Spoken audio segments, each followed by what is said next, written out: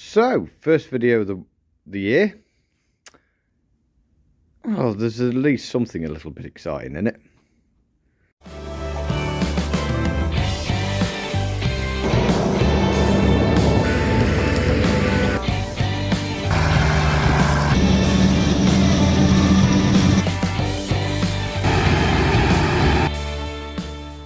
So, first workshop Wednesday of the year.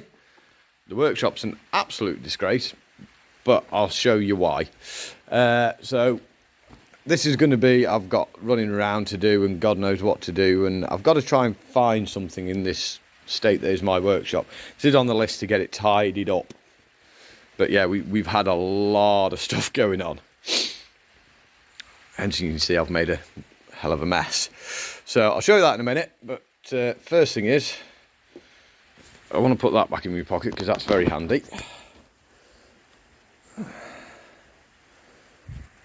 And I need to find... I had it because I was buggering around with it. And now I've lost it.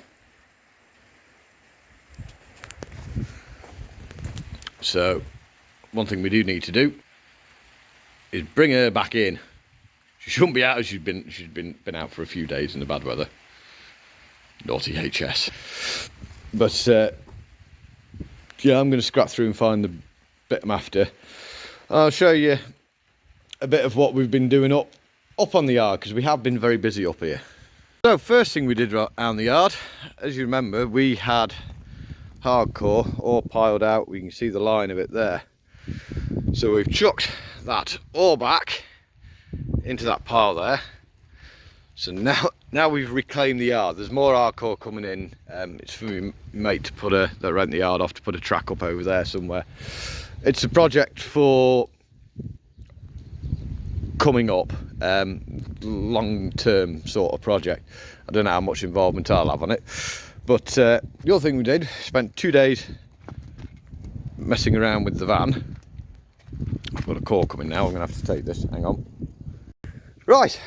My hand's got not been holding my phone too long. It's not actually as warm as you think over it out today. So yeah, I'll just sort of show you. Spent 2 days messing around with my van. Emptied it all out and started again. So we'll show you in the back first. It's clean, firstly. Yeah, we've put in here, we've got LED lights in here now. So when I'm trying to pack up in the pitch black, it's I can actually see what I'm doing. They're actually wired into the interior lights, so permanently on doors, off, so they're nice and simple to use. We've also put them up in the tailgate so that when I open my drawers I can see what's in my drawers. This has been in since I've had the van, but we've put in a grease gun holder so I can A, find the grease gun, and B, not cover my van with grease. All my batteries, DeWalt batteries are there now. They're all screwed to the back of that so I can find them all. And the other reason I've done that is so I can get them from this side, and I can also get them out the side door. Rack to hold 4 cans of aerosol, so again, I don't end up buying cans and cans of stuff because it's in here somewhere I can never find it. As I say, like I said, the reach there just as easy. Seems like we've got a load of batteries, but 18 volt, 12 volt, and then Stanley batteries are there. Inverter, find that switch. So now that'll run, I've got them down here, my 2 battery chargers, so I can charge batteries up while I'm on the move. And we've also got holder there for my drill and my little impact gun. Wife's bought me another one, so I'm going to have to find somewhere to put that as well. So again, easy to find, they're there where I need them. And then lastly, we built another set of shelving so I can get more crap in here. This is, well, it started out life as a pallet, just cut it down, made it fit, screwed it all together, and the shelves are, well, it was a tray out the bottom of a chicken coop. It was nice and clean, so just cut that in half, screwed it in. Happy days. Something else I was going to show you that I've done in here. Oh, that was what I think we were going to say. The grease gun holder and the tool holders, that is a plastic tube out the centre of a bale wrap, so that's cost me nothing. The customer's quite glad to see one disappear. And the last little thing I've done, obviously I've got tools stacked here, but because they just went down into that hole and there was nothing in the bottom, they just ended up everywhere and tied in knots. So just screwed a couple of bits of old pallet together with some holes through, so now they don't go anywhere. So yeah, the van's now considerably more usable. Right, so I now have to make another phone call and then probably have a bit of a road trip. Hang on, first we'll put the tractor away. Oh. We have got something, doors open, interesting coming up with her. She will actually, hopefully, I need to get in touch with her and find out when in, but she will be going in Classic Tractor magazine.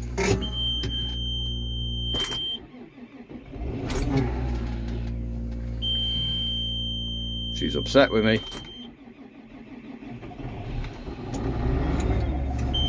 Sorry, girl.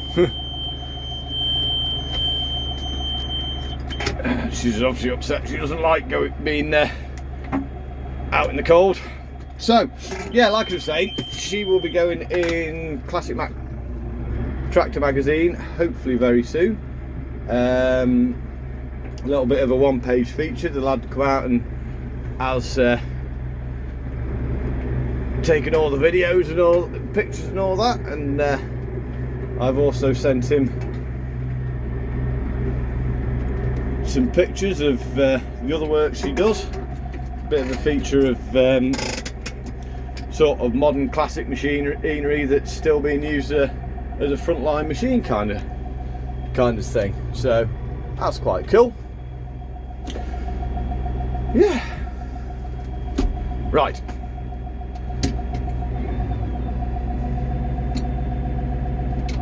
You can go off because I've got stuff to do. Okay, right.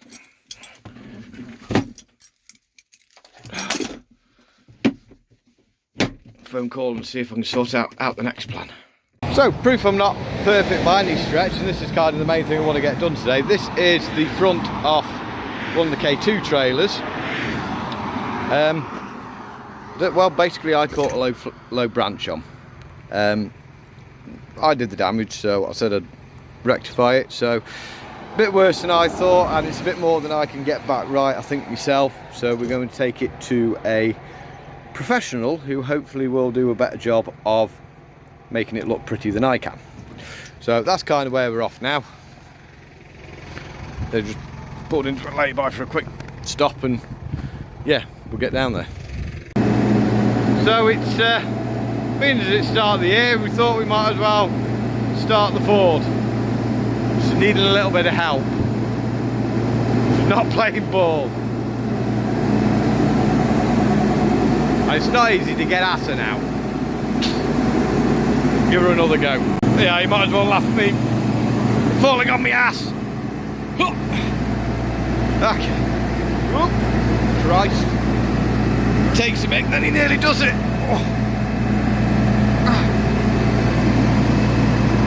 Don't want to land on the knees.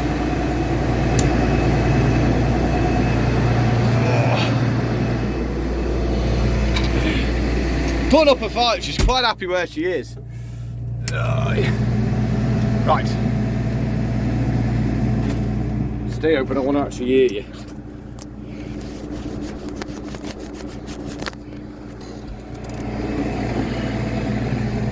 Right.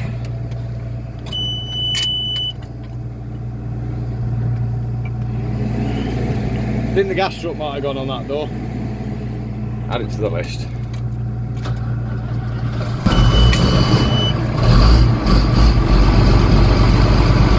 She lives!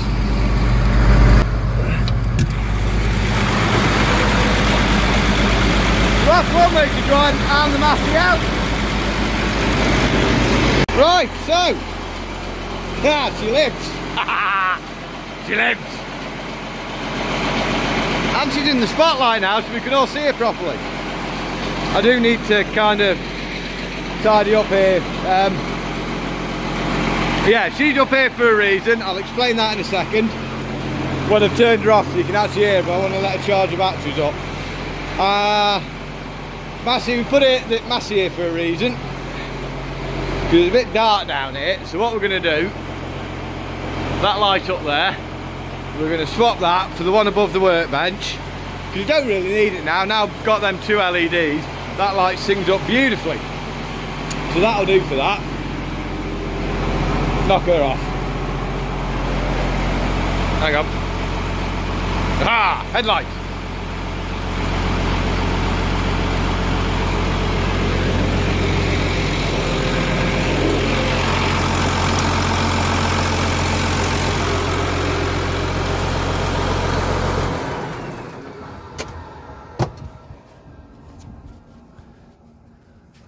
Unfortunately, being up here actually shows how much dust and crap's all over on. Yeah, I'm getting a bit dubious of being down there because you look here. In the wet. I don't quite know what we can do here. We've got ideas about basically the Yorkshire board in there, putting a cattle board and try and make it a bit more weatherproof. We've got the doors to go on that have been supposed to be going on for 2 years, but there's still a massive gap, and really that just takes the wind off the ramp. Yeah, I want the keys out because that side's locked. Might want to get round the other side. So, why have I brought her forwards? Right. Basically, she's got a fault on the gearbox. But I don't think it's a big problem. I know the moment anybody ever says with these girls, oh, gearbox faults, oh, it's going to be a 10 grand bill, never going to be able to afford it. Not always the case. Not always the case. So, I think the easiest way is to first explain gearboxes. Because if I can explain the gearboxes, you might end up, those that aren't quite something to know, have half an idea what the hell I'm banging on about. So, you start off with the simplest gearboxes, as in like in the very old tractors, and actually in the older incarnation of these, the TWs, which was called a crash box, which basically meant it was a non-synchronized gearbox. There's no increments in it. So basically all you had was you cut gears, selector forks on shafts that slid the gears up and down the gearbox to give you your different gear changes, 1, 2, 3, 4 and whatever.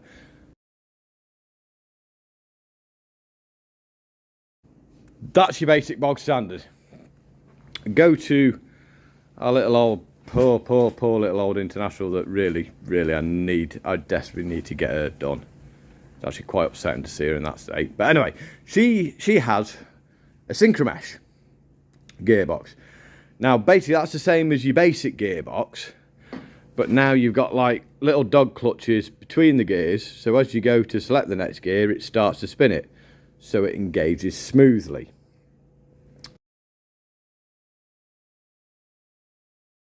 What the synchromesh does, that's why you don't get the crunch in like your modern manual car. You've got these little like dog clutches that spin the next gear up as you select it and gives you your smooth change. Now if we go, as it sounds, the two are actually very similar, but before we get to and your sort of modern semi-power shifts and all that, you've got like your mechanical power shift. Now these, the gear changes are done by hydraulic clutch packs in the gearbox. So instead of you moving your selector forks in your gearbox, now you have a valve chest on the side with different oil galleries. And as you select your next power shift, it'll move a linkage that'll move a valve that'll let oil go down to different oil galleries that'll then go to the clutch pack it needs, open it or shut it to select the next gear. That's your sort of basic of a power shift. Then we get to her, which this was well in advance in the early 90s. Now, instead of having I've taken my head torch off. Hang on. We're done with it. Go in the device a minute. Like a scene from Jaws. It's a terrible joke. Jaws, Vice, do you? Never mind. So, now when we get into... So these gearboxes would be similar but different. So now, instead of having a big gear lever with linkages to, this now is all electronic. Bottom of there is a little sort of like on a ball, and there's like switches all around the gearbox so it knows whether it's in forwards, in reverse, going up a gear or going down a gear. The little electric signals that come off the bottom of that joystick go down in to that black box there, and that is what you'd call a TCU, or transmission control unit. Same as what you get on your engines. The ECU that controls the engine, TCU controls the gearbox. Right, is that's connected, is it? Oh, hang on, pause this a minute. Right, so we're into it now. Right, so that TCU controls this, not these, this behind. This is the valve chest for the gearbox, same as on the manual one, but now instead of having linkages to cut onto it to open the oil ways, we have these. There, one there, another two down there, same on the other side. We've got two up there, one there, one there. So these are solenoids.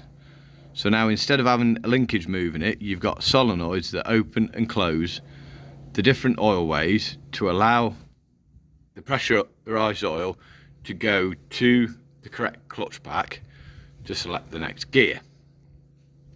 So obviously, if you start taking them off, you need to remember where they go. So that leads me now to what issue we've got with her. She's thrown up an error code on the gearbox. I know now there's people panicking, oh, your tractor's knackered, your gearbox, all right, your tractor off. No. I'm pretty convinced the issue is we basically have one of them solenoids they're a bit old, they've gone a bit sticky. We've got, that's probably the best one to show you. The nut there on the end, undo that nut, slide the solenoid off, clean it up, check the connections where they all go to, probably pull them apart and put a bit of cleaner in there, put it all back together. She should be right. That should be all we need. So it's getting a bit late in the day, so we're probably not going to start at that, but that's why she's moved up here now into the into a bit of light, because even with the head torch off, I've got, turn the head torch off, It actually looks worse than it is. But I've got a good bit of light here anyway off the shiny LEDs. So, should be able to see what I'm doing. One thing I'm going to do, I am going to do that. So first of all, I need to pull this off here and take it apart. This is going to go over there. Hopefully give us a bit more light. So, get that done. Right, so, $60 million question.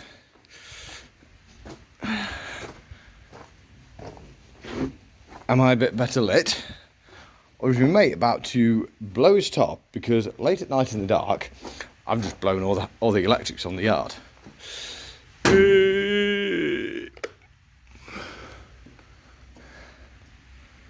Oh no, that's a bit better.